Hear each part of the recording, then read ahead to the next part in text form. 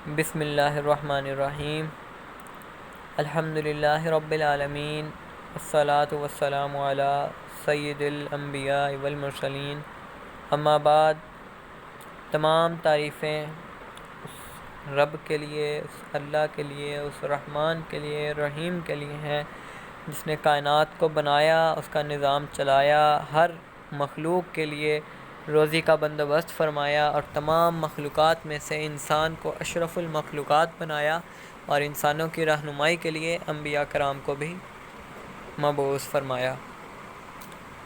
تو یہ ہمارا سیشن اینٹی ڈپریسنٹ کے نام سے ہے، ٹھیک ہے، غموں، پریشانیوں، دکھوں کے بارے میں۔ تو اس سے پہلے ہم غموں کی اقسام کی بات کریں، ان کا علاج کی بات کریں، تو اس سے پہلے جو ہے وہ ہمارا ایک مائنڈ سیٹ بن جائے غموں کے بارے میں، پریشانیوں کے بارے میں ایک مائنڈ سیٹ بنا لیں، ٹھیک ہے۔ تو اب دیکھیں گے اپنے ارد گرد آس پاس کوئی انسان، چاہے وہ امیر ہے، غریب ہے، ماں ہے، باپ ہے، اولاد ہے، بہن ہے، بھائی ہے، بچہ ہے، بوڑھا ہے، جس کو مرضی دیکھ لیں، چاہے وہ دکاندار ہے، چاہے وہ ڈاکٹر ہے، انجینئر ہے، جس کو مرضی اٹھا کے دیکھ لیں اس کی زندگی کو، اس کی زندگی غموں سے، پریشانیوں سے، دکھوں سے بھری پڑی ہے۔ کیونکہ اللہ تعالیٰ قرآن مجید میں ارشاد فرماتا ہے لَقَدْ خَلَقْنَا الْإِنسَانَ فِي كَبَدٍ، کہ یقیناً ہم نے انسان کو بڑی مشقت میں پیدا کیا ہے، اور ہم جب مشقت سے بھاگتے ہیں تو ہم پریشان ہوتے ہیں۔ ہم جتنا مشقت سے بھاگیں گے، جتنا کام کرنے سے بھاگیں گے، اتنا ہمارے زندگی میں پریشانیاں آئیں گی، اتنے دکھ آئیں گے، اتنے غم آئیں گے۔ جب ہم ہر وقت مشقت، محنت، سٹرگل کرتے رہیں گے تو ہم، ظاہری بات ہے، ہمیں لڑنا بھی آ جائے گا پریشانیوں سے، غموں سے، دکھوں سے، اور ہم سروائیو کرنا بھی سیکھ جائیں گے۔ ہمارے بچے اس لیے کمزور ہیں کہ انہیں مشقت سے بہت بھاگتے ہیں، آرام پسند ہے، سکون پسند ہے، اپنے جو ہے وہ آپ کہہ لیں جو ان کا ورک کی طرف آتے ہی نہیں ہیں، بس ہر وقت سکون چاہیے، جوکس چاہیے، میمز چاہیے۔ تو جب ان چیزوں سے باہر نکلیں گے، مشقت کریں گے، تو ہی ہم خوش بھی رہیں گے، زندگی بھی اچھی گزرے گی، اور اللہ تعالیٰ بھی راضی رہے گا، ٹھیک ہے۔ کیونکہ اللہ تعالیٰ فرما رہا ہے کہ ہم نے انسان کو مشقت میں پیدا کیا، اور یقیناً انسان کو مشقت میں پیدا کیا، ٹھیک ہے۔ تو اگر ہم مشقت نہیں کریں گے تو ہم تو پرابلم میں پڑ جائیں گے نا، ٹھیک ہے۔ تو جتنے بھی آپ کی زندگی میں پرابلمز آئیں، ان کو فیس کریں، جن حالات میں جینا مشکل ہو اس حال میں جینا، جس حال میں جینا مشکل ہو اس حال میں جینا لازم ہے۔ تو اپنے مشکل حالات سے گھبرائیں نہ، بلکہ ان مشکل حالات میں فیس کریں، سٹرگل کریں، انشاءاللہ آپ کے مشکل حالات بھی سالو ہو جائیں گے، ٹھیک ہے۔ اس کے علاوہ ہم تو عام انسان ہیں، اگر ہم انبیاء کی بات کریں تو انبیاء کرام کی بھی جس مرضی نبی کی زندگی اٹھا کر دیکھ لیں، ان کی زندگیوں میں بھی غم، پریشانیاں، دکھ، یہ چیزیں آتی رہتی ہیں، لیکن اس کا حل کیا ہے کہ اس غم، پریشانی اور دکھ کے اثر میں آ کے، ان کے انفلوئنس میں آ کر اپنے پریزنٹ کو ڈسٹرب کرنا۔ جی، تو ہم بات کر رہے تھے کہ آپ جس مرضی نبی کی زندگی کو اٹھا کے دیکھ لیں، ان کی زندگی میں بھی آپ کو غم، پریشانیاں، دکھ ملیں گے، پرابلمز ملیں گی۔ تو ہم تو عام انسان ہیں، ہماری زندگی میں کیوں نہ آئے پرابلمز، پریشانی؟ اور ویسے بھی دنیا میں تو بھیجا ہی امتحان کے لیے گیا، تو امتحان کبھی بھی آسان نہیں ہوتا۔ امتحان تب آسان ہوتا ہے جب اس کی تیاری کی ہو۔ تو اس کی تیاری کیسے کرنی ہے وہ ہم انشاءاللہ سیشن کے اینڈ پر بتاتے ہیں آپ کو، کہ علاج کیا ہے اس چیز کا، ٹھیک ہے۔ اور یہ ایک آیت آپ کے سامنے آ رہی ہوگی، ام حسبتم ان تدخلوا الجنۃ ولما یأتکم مثل الذین خلوا من قبلکم، کیا تمہارا یہ گمان ہے کہ جنت میں داخل ہو جاؤ گے حالانکہ ابھی تم پر پہلے لوگوں جیسی حالت نہیں آئی۔ اس آیت کو آپ نے اپنے مائنڈ کے اندر جو ہے وہ سیو کر لینا ہے اور اس کو مرتے دم تک آپ نے یاد رکھنا ہے. ٹھیک ہے, یہ آیت آپ کو یاد دلائے گی کہ آپ کے اوپر تو بھائی ابھی مشکلات آئی ہی نہیں ہے جو آپ سے پہلے لوگوں نے دیکھی, نہ کوئی آپ نے دین کی مشکل دیکھی ہے. ذرا پوچھیں نا ان سے جنہوں نے پاکستان میں ہجرت کرتے وقت کتنی جانوں کا نذرانہ دیا. پوچھیں, ہمارے تاریخ جو ہے وہ دہرائیں, تاریخ کو پڑھیں تو آپ کو پتہ چلے گا کہ کیسے صحابہ کرام نے مشکلات جھیلیں, کیسے انہوں نے دین کا کام کیا, کس طرح حضرت بلال تپتی ریت پر لٹائے گئے, کس طرح ہمارے بعض صحابہ کے جو ہے وہ اوپر ظلم و ستم کیا گیا, لیکن ہم پر تو ایسی کوئی مشکل آئی نہیں ہے. تو پھر ہم اتنی چھوٹی چھوٹی پریشانیوں سے کہ فلاں نے میرے ساتھ یہ کر دیا, فلاں نے مجھے بلایا نہیں, فلاں نے مجھ پر غصہ کیا, فلاں نے مجھے گالی دی, صرف اتنی باتوں پر جو ہے وہ ہم پریشان ہو جاتے ہیں. ماں باپ نے مجھے پیار نہیں کیا, ماں باپ نے اس کو زیادہ پیار کر لیا. ٹھیک ہے, میرے بہن بھائی نے مجھے اٹینشن نہیں دی, میرے ساتھ دوست نے زیادتی کر لی. تو یہ ساری تو چھوٹی چھوٹی باتیں ہیں. ٹھیک ہے, نہ آپ نے تو کوئی چیز برداشت ہی نہیں کی ہے. یہ چھوٹی چیزیں بھی آج کل ہمارے مزاجوں کے جو ہے وہ اندر برداشت بہت کم ہے. یہ چھوٹی چھوٹی چیزیں بھی ہم برداشت نہیں کر پاتے. تو ذرا سوچیں کہ جب ہمیں صحابہ کرام والے اگر ہمارے وہ حالات آ جائیں تو کیا ہم اس قابل ہیں کہ ہم رزسٹ کر جائیں گے؟ کیا ہم اس قابل ہیں کہ ہم تپتی ریت پر لیٹ جائیں گے؟ کیا ہم اس قابل ہیں کہ ہم بغیر سوچے سمجھے جنگوں میں کود جائیں گے؟ کیا ہم اس قابل ہیں کہ ہم اپنے جسم کے ٹکڑے ٹکڑے تو کروا لیں گے مگر اسلام کا دامن کبھی بھی ہم نہیں چھوڑیں گے, کبھی بھی آپ صلی اللہ علیہ وسلم کا دامن نہیں چھوڑیں گے, کبھی بھی عقیدہ توحید کو ہم نہیں چھوڑیں گے. ہم تو چھوٹی چھوٹی باتوں پر پتہ نہیں کیا کچھ کر جاتے ہیں, تو یہ تو بہت بڑی باتیں ہیں. تو یہ ان کے خلاف, ان باتوں کے خلاف اپنے نفس کے اندر جو ہے وہ برداشت پیدا کریں تاکہ جو ہے وہ آپ سکون میں رہ سکیں. آپ صبر کریں گے تو آپ سکون میں رہیں گے, صبر نہیں کریں گے, برداشت نہیں کریں گے تو آپ سکون میں نہیں رہ سکتے. ٹھیک ہے, تو اب ہم نے تھوڑا بیک گراؤنڈ سیٹ کر لیا.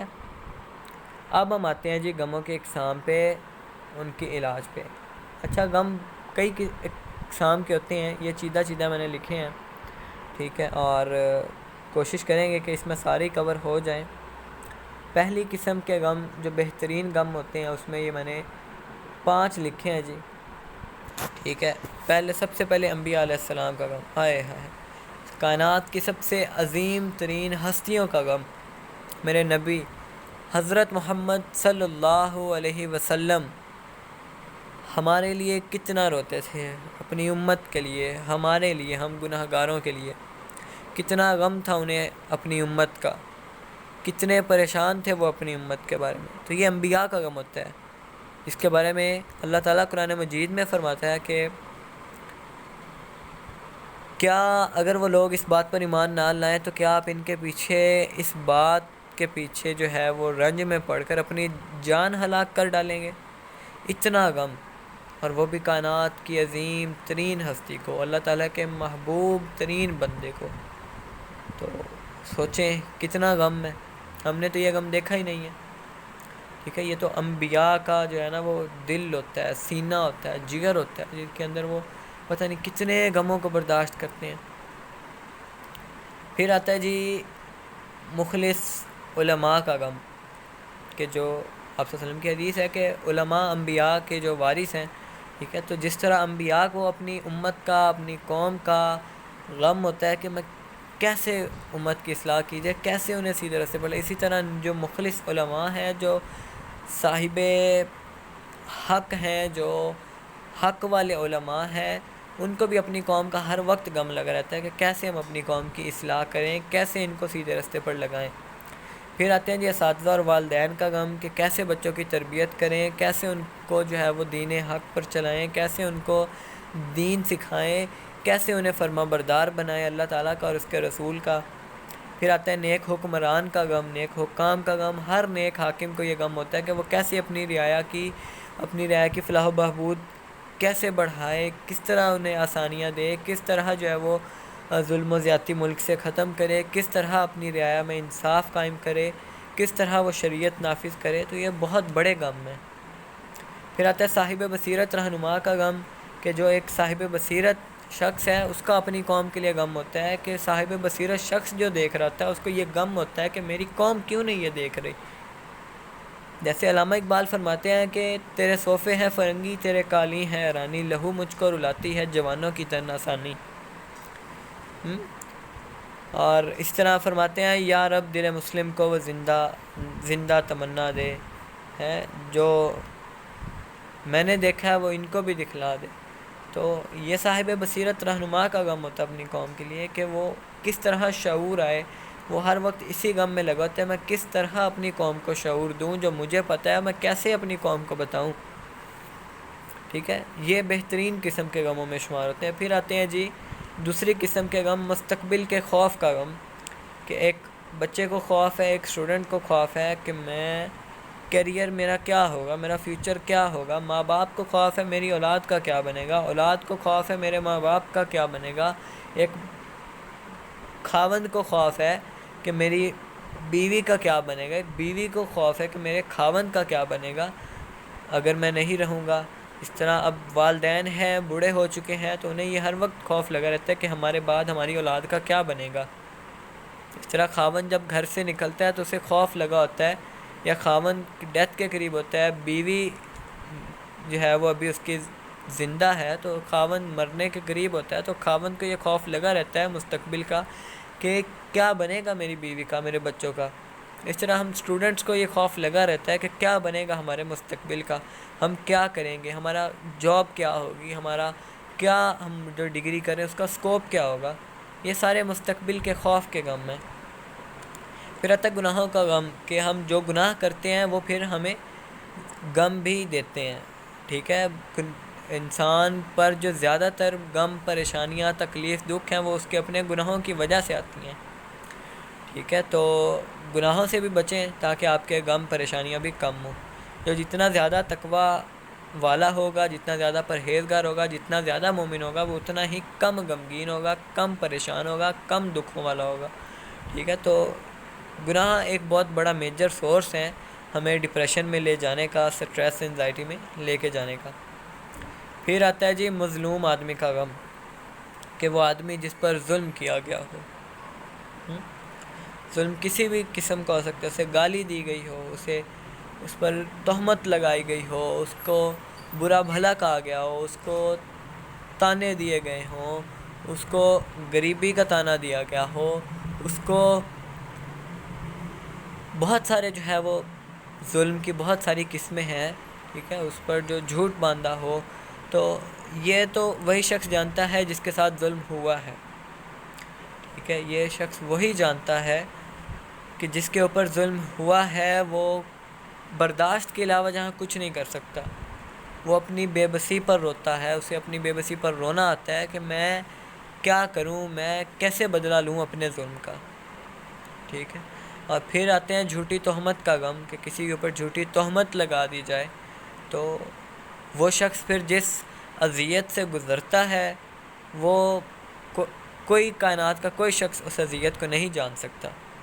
ٹھیک ہے، آپ اس کی مثال اگر اٹھا کے دیکھیں تو اماں عائشہ صدیقہ رضی اللہ عنہا پر بھی تہمت لگائی تھی منافقین نے، تو وہ فرماتی ہیں کہ میں 2 راتیں 2 دن جو ہے وہ روتی رہی اور ایک لمحے کے لیے بھی نہیں سوئی تھی، اور میرے ماں باپ کو ڈر تھا کہ کہیں میرا جگر ہی نہ پھٹ جائے، اتنا غم ہوتا ہے۔ ٹھیک ہے، اسی طرح اور بھی بہت ساری مثالیں آپ کو مل جائیں گی، آپ نے سنی ہوں گی، آپ ارد گرد دیکھتے ہوں گے، تو یہ بہت بڑا غم ہوتا ہے۔ پھر آتا ہے جی دنیاوی مصائب کا غم، کہ ہماری جو دنیاوی مصیبتیں آتی ہیں، مشکلیں آتی ہیں، جاب نہیں مل رہی ہے، کہیں سے وہ ریلیشن شپ میں جو ہے وہ میاں بیوی کا ریلیشن شپ ہے جی، تو بیوی اٹینشن نہیں دے رہی ہے، اور گھر کے خرچے پورے نہیں ہو رہے، اور دنیاوی مصیبتیں بہت ہیں، رشتہ دار راضی نہیں ہو رہے، رشتہ داروں سے قطع تعلقی ہو رہی ہے، کوئی ویسے ناراض ہو رہا ہے، کوئی دوست راضی نہیں ہو رہا، تو دنیاوی مصیبتیں ہیں، بہت ساری مصیبتیں ہیں۔ ٹھیک ہے، رزلٹ اچھا نہیں آیا، پیپر اچھے نہیں ہوئے، تیاری اچھی نہیں ہوئی، بیمار ہو گیا ہوں، فلاں کے ہاں ڈیتھ ہو گئی ہے، تو یہ ساری دنیاوی مصیبتیں ہیں، ان کے بھی غم ہوتے ہیں، بہت غم ان کا بھی لگا ہے اور دل کو یہ بہت متاثر کرتے ہیں۔ پھر عبادات کے متعلق غم آتا ہے جی، کہ ایک مومن شخص کو اپنی عبادات کے متعلق ہر وقت غم لگا رہتا ہے کہ کیا میری عبادات قبول ہوئی ہیں یا نہیں ہوئی، میں کیسے ان کو بہتر بنا سکتا ہوں، میں کیسے جو ہے مزید اپنی عبادت کو بہتر سے بہتر طریقے پہ لے کے جا سکتا ہوں۔ پھر آتا ہے جی مبلغین پہ اور دعوت دین دینے والوں پر جو ہے وہ مصائب کا غم، جیسے قربان جائیں اپنے آقا صلی اللہ علیہ وسلم پر، کتنے غم سہے، کتنی باتیں سنی، کیا کیا پریشانیاں، کیا کیا تکلیفیں جھیلیں۔ آپ صلی اللہ علیہ وسلم فرماتے ہیں حضرت عائشہ سے کہ مجھے سب سے زیادہ غم اس وقت ہوا جب طائف کے بچوں نے مجھے پتھر مارے، میں تو ان کو دعوت دین دینے گیا تھا، انہوں نے بجائے اس کو قبول کرنے کے مجھے برا بھلا کہا، مجھے تکلیف پہنچائی۔ اسی طرح آپ ارد گرد معاشرے میں بھی دیکھیں گے تو آپ کو یہ ملیں گے ایسے لوگ جو مبلغ ہیں، دعوت دین دیتے ہیں اور لوگ ان کو تانے دیتے ہیں، ان پر زبان درازی کرتے ہیں، ان کی جو ہے وہ مذاق اڑاتے ہیں، ان کو تکلیف پہنچاتے ہیں، تو یہ بھی بہت بڑا غم ہوتا ہے۔ پھر سچے کو جھٹلائے جانے کا غم، کہ ایک شخص سچا ہے اس کے باوجود اس کو جھٹلایا جا رہا ہے، کہ وہ اس کو کہا جا رہا ہے کہ تو جھوٹا ہے، حالانکہ وہ سچا ہے، تو وہ بتا بھی نہیں سکتا ہوتا کہ میں سچا ہوں۔ یہ بہت غم ہے یہ بھی۔ پھر قرض کی ادائیگی کا غم، کہ جو شخص قرض میں ڈوبا ہوا ہوتا ہے اس کو ہر وقت جو ہے وہ اپنے یہی فکر لگی رہتی ہے کہ میں کیسے اپنا قرض کی ادائیگی کروں اور کب مجھے ذہنی سکون ملے۔ پھر آتا ہے جی پریشان کن خواب دیکھنے کا غم۔ آپ دیکھیں نا کہ زندگی میں بعض اوقات آپ ایسے خواب دیکھتے ہیں کہ آپ پھر 2-3 دن تک پریشان رہتے ہیں، بعض اوقات بہت ہفتوں تک پریشان رہتے ہیں اس خواب کی وجہ سے۔ تو پھر ایمان کا غم، کہ نئے جو مسلم ہوئے ہیں ان کو اپنے ایمان کا غم لگا رہتا ہے کہ کہیں میرا ایمان میرے جو باقی خاندان والے غیر مسلم ہیں ان کی وجہ سے چلا نہ جائے، یا ایک ویسے ہی مومن بندے کو ڈر لگا رہتا ہے کہ کہیں میں ایمان اپنا کھو نہ دوں، میں کوئی ایسا عمل نہ کر بیٹھوں جس سے میرا ایمان چلا جائے۔ پھر جس طرح والدین کا اور اساتذہ کا غم تھا اپنے بچوں کے لیے، ویسے ہی بچوں کا اپنے والدین کے لیے غم ہوتا ہے کہ اگر بچہ نیک ہے والد خراب ہے، اولاد نیک ہے والدین خراب ہے، شاگرد نیک ہے استاد خراب ہے، تو پھر ایسے شاگرد، ایسے بچے اپنے والدین کے لیے، اپنے اساتذہ کے لیے پریشان ہوتی ہیں کہ یا اللہ ان کو ہدایت دے، جس طرح تو نے مجھے ہدایت دی، ان کو بھی سیدھا رستہ دکھا جس طرح تو نے مجھے سیدھا رستہ دکھایا، ان کی بھی بخشش کر دینا روز قیامت جس طرح تو میری بخشش کرے گا۔ یہ تو تھی ہمارے پاس غموں کی ٹائپس۔ اب آتے ہیں جی غموں کا علاج، کہ سب سے پہلی چیز اصلاح عقیدہ، کہ آپ نے عقیدہ کی اصلاح کرنی ہے، کہ اللہ تعالیٰ فرماتا ہے کہ کیا وہ نہ جانے جس نے تمہیں پیدا کیا، یعنی جس اللہ نے آپ کو پیدا کیا کیا وہی نہیں جانتا آپ کی پرابلم کو؟ اور اللہ تعالیٰ قادر ہے، رازق ہے، جس طرح کی بھی پرابلم ہے اللہ تعالیٰ اس کو سولو کرنے پر قادر ہے۔ اگر آپ کو رزق کی تنگی ہے اللہ تعالیٰ رازق ہے، اگر آپ کو اور کوئی بھی پرابلم ہے، اگر آپ کو مایوسی ہے اللہ تعالیٰ رحمان ہے، رحیم ہے، غفور ہے۔ تو ہر طرح کی پرابلم کے لیے جو حل ہے اس کا پہلا وہ عقیدے کی اصلاح ہے، کہ آپ اپنے عقیدے کی اصلاح کریں، اللہ تعالیٰ کے متعلق جانیں، اللہ تعالیٰ کی صفات کو جانیں، ٹھیک ہے، اور اپنے عقیدے کی اصلاح کریں۔ دوسرا استغفار کی کثرت، کے بہت سارے گناہوں کی وجہ سے ہمارے اوپر غم پریشانی آتی ہے، تو استغفار کرنے سے ہمارے گناہوں کی معافی ملتی ہے، جس سے پھر ہماری پریشانیاں بھی دور ہوتی ہیں، ہمارے غم بھی کم ہوتے ہیں۔ تیسرا حصول تقویٰ کی کوشش، اس کے بارے میں قرآن مجید میں اللہ تعالیٰ ارشاد فرماتا ہے کہ وَمَن یَتَّقِ اللَّهُ مَخْرَجًا، کہ جو شخص اللہ تعالیٰ سے ڈرتا ہے اللہ تعالیٰ اس کے لیے رستے کھول دیتا ہے۔ اس طرح ایک اور جگہ پر اللہ تعالیٰ ارشاد فرماتا ہے کہ جو شخص اللہ تعالیٰ سے ڈر گیا اللہ تعالیٰ اس کے کام آسان کر دیتا ہے۔ تو اگر آپ کو رستے نظر نہیں آ رہے، آپ کو اس پریشانی سے غم سے نکلنے کا رستہ نظر نہیں آ رہا، تو اللہ تعالیٰ سے ڈریں، اللہ تعالیٰ کو تقویٰ کا ایک قطرہ دے دیں، ایک سجدہ دے دیں۔ علامہ اقبال نے بھی فرمایا تھا کہ وہ ایک سجدہ جسے تو گراں سمجھتا ہے 1000 سجدوں سے دیتا ہے آدمی کو نجات، ٹھیک ہے، ایک سجدہ دے دیں اللہ کو، تو اللہ تعالیٰ آپ کے لیے رستے کھول دے گا، آپ کے کام کو آسان کر دے گا۔ پھر آتا ہے جی ایک اور علاج غموں کا، کہ اللہ تعالیٰ کا ذکر، اللہ تعالیٰ فرماتے ہیں الا بذکر اللہ تطمئن القلوب، کہ بے شک آگاہ ہو جاؤ، بے شک اللہ تعالیٰ کا جو ذکر ہے اسی میں دلوں کا اطمینان ہے۔ پھر حقیقت دنیا کا ادراک، کہ دنیا عارضی ہے اور آپ یہاں پہ 50 60 70 سال زندگی گزار جاؤ گے، اور یہ کوئی بھی غم کوئی بھی پریشانی ہمیشہ کے لیے نہیں ہے، کوئی بھی بیماری ہمیشہ کے لیے نہیں ہے، ایک نہ ایک دن اس نے ختم ہو ہی جانا ہے، ٹھیک ہے۔ اور پھر انبیاء علیہ السلام کی زندگی کو نمونہ بنانا کہ آپ کو جو پرابلم آئی ہے دیکھیں آپ کو انبیاء کی لائف سے اس کا حل مل جائے گا، ٹھیک ہے، اور انبیاء کے طریقے پر چلیں، آپ کامیاب ہو جائیں گے۔ پھر نفع بخش علوم کا اصول کہ آپ کو علم حاصل کرنا چاہیے، ایسا علم جو نفع بخش ہو، کہ آپ کو شریعت کا علم ہو، آپ کو ہر اس چیز کا علم ہو جس آپ پرابلم میں پھنسے ہوئے ہیں، اس پرابلم کا آپ کو علم ہوگا تو ہی آپ اس پرابلم سے نکل پائیں گے۔ پھر مخلص اہل علم سے مشورہ کہ جو آپ کے مخلص اہل علم ہیں ان سے مشورہ کریں، وہ بھی آپ کو بہتر طریقے سے رہنمائی جو ہے وہ فراہم کر سکتے ہیں، اور آپ کے مسئلے کی جو ہے وہ مسئلے کا حل وہ دے سکتے ہیں۔ پھر ماضی اور مستقبل کے بجائے حاضر کا فکر کریں، ٹھیک ہے، کہ نہ تو ماضی کا غم لیں نہ ہی مستقبل کا خواب، بلکہ حاضر کا فکر کریں اور حاضر کو فیس کریں اور حاضر کو بہتر بنائیں، ٹھیک ہے۔ اور لاسٹ پہ جی خاص کھانے کا اہتمام، کہ کچھ کھانے بھی ایسے ہوتے ہیں کہ جن کو کھانے سے آپ کا سٹریس، انزائٹی، ڈپریشن کم ہو جاتا ہے، جس طرح کہ آپ صلی اللہ علیہ وسلم حکم دیا کرتے تھے جہاں بھی ڈیتھ ہوتی تو ان کے لواحقین کو حکم دیا کرتے تھے کہ تلبینہ کھاؤ، یہ غم کو ہلکا کرتا ہے، ٹھیک ہے۔ تو اس طرح بہت سے اور بھی کھانے ہیں جو کہ اینٹی ڈپریسنٹ ہوتے ہیں، ٹھیک ہے، اینٹی سٹریس، اینٹی انزائٹی ہوتے ہیں، تو وہ بھی کھانے چاہیے، خاص کھانے کا استعمال کرنا چاہیے، ایسی خوراک کھانی چاہیے جو ہلکی ہو، ایزیلی ڈائجسٹیبل ہو، تاکہ وہ دل پر بوجھ نہ بنے، ٹھیک ہے۔ تو یہ ہمارا اوور تھا، اور اینڈ پر اگر ہم آئیں دنیاوی زندگی کے بعد کی بات کریں تو وہ ایسی زندگی ہوگی جہاں پہ کوئی کسی قسم کا غم، کوئی تکلیف، کوئی پریشانی آپ کو نہیں آئے گی،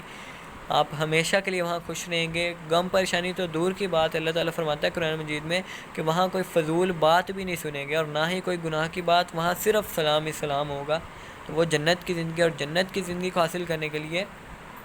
دنیاوی زندگی ہمیں اللہ تعالیٰ کے فرامین کے مطابق گزارنی ہے، پھر ہی ہم جنت تک پہنچیں گے۔ اور اوپر والی آیت کو آپ نے ہمیشہ یاد رکھنا ہے کہ کیا تمہارا یہ گمان ہے کہ جنت میں داخل ہو جاؤ گے، حالانکہ ابھی تم پر پہلے لوگوں جیسی حالت نہیں آئی، انہیں سختی اور شدت پہنچی پہلے لوگوں کو، اور انہیں زور سے ہلا ڈالا گیا، یہاں تک کہ رسول اور اس کے ساتھ ایمان والے سب کہہ اٹھے کہ اللہ کی مدد کب آئے گی، ٹھیک ہے۔ الا ان نصر اللہ قریب، سن لو بے شک اللہ کی مدد قریب ہے۔